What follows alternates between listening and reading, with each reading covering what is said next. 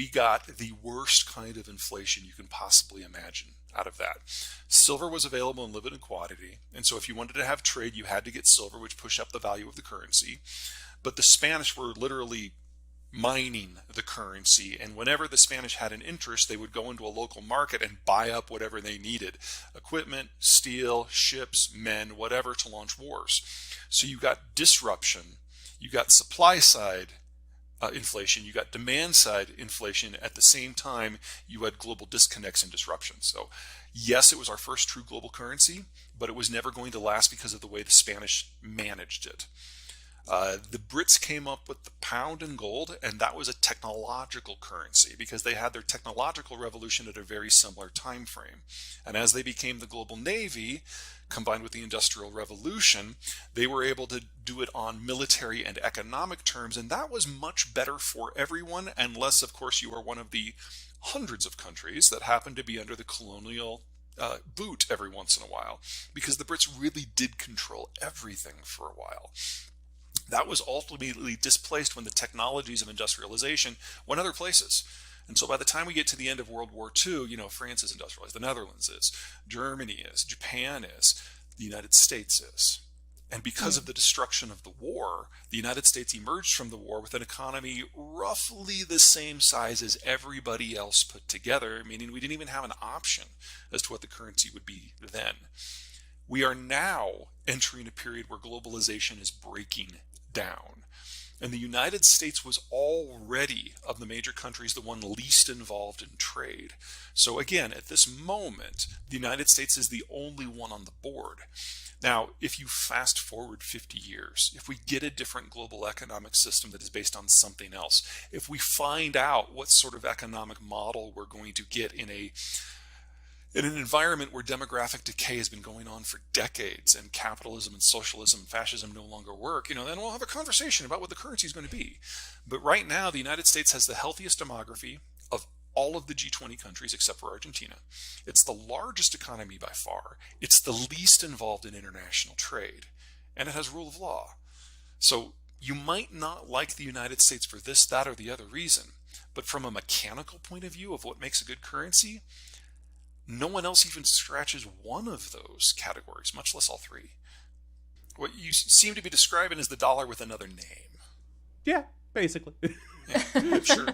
I mean, the idea of a central bank currency is really just a digital version of the paper currency, and I would argue we're kind of going that way anyway. They don't even have checks in the United Kingdom anywhere, and we're getting to a greater and greater percentage of transactions that are handled online. The question is whether there's a use case for something that's separate, and from the Federal Reserve's point of view, there really isn't one at this point. So one of the many, many outcomes of the Bretton Woods Accords is it changed demographic structures. Because in the pre-industrial world, we all lived on farms and kids were free labor, so you'd have as many as you could stand, plus one, because that's how you find out it's too many. But as we urbanized and industrialized and started taking industrial jobs, and we moved into towns where kids become really expensive conversation pieces. So we went from, on average around the world, having 7 of them, today having less than 2. And as that happened, the demographic structure of the world shifted. And so it's not that we're running out of children. A lot of the advanced world ran out of children 40 years ago. This decade, most of the advanced world runs out of working age adults, with the Germans and the Koreans and the Italians and the Chinese and the Japanese furthest along. So this model of global goods exchange that we've had for 75 years, this was ending anyway.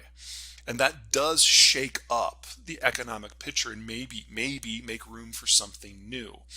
The problem with saying that that change is going to be front-loaded is that the United States and Mexico are 2 of the healthiest demographies in the world, and that's where the currency is headquartered. So for the country that benefits the most from this system and is most able to maintain it without changing the rules of the game, there's not really an impetus to go for something new.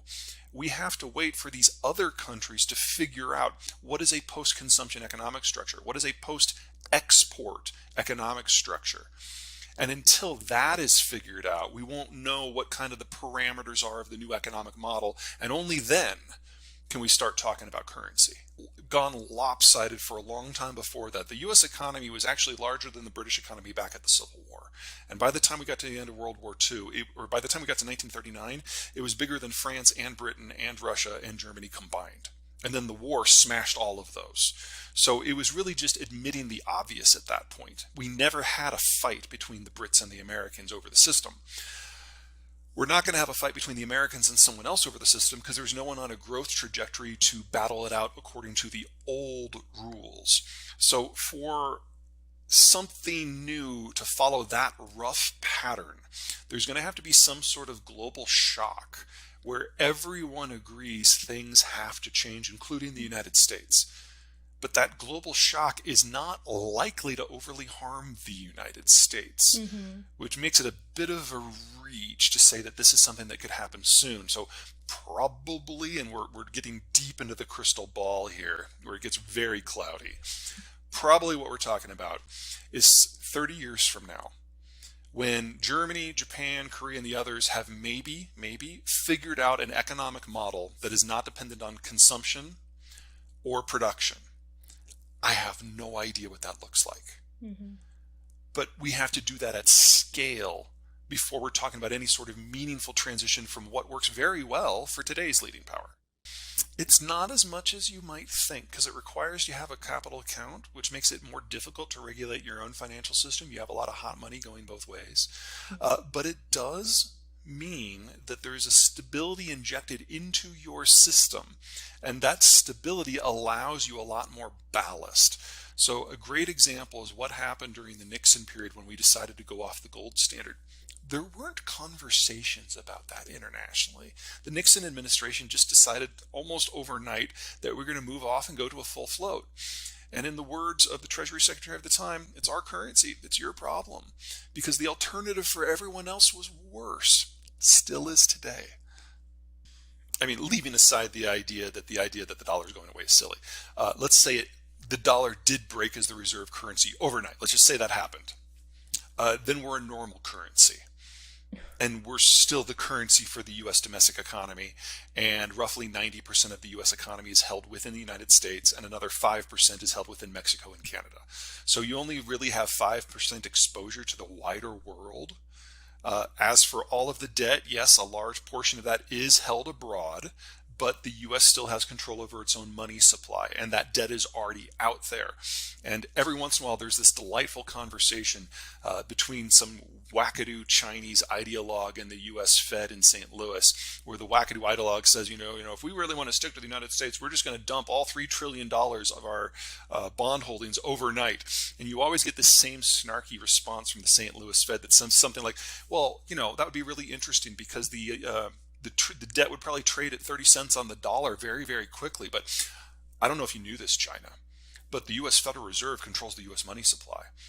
And it's mostly digital now. So we would just click a couple buttons and expand the money supply by the exact number of that 3 trillion discounted 70% and retire the whole thing. You would save us over $2 trillion in an hour, and you would be out over $2 trillion in an hour. That would be brilliant. Please do that. And then we never hear from that ideologue again because he's brought shame to China for being so stupid.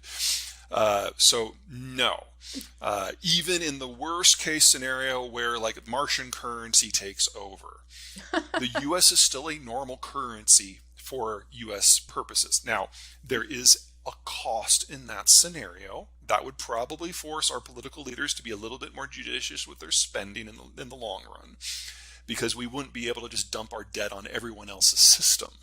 That's probably the real superpower. It allows us to not be fiscally responsible. But beyond that, which I would argue would probably be a good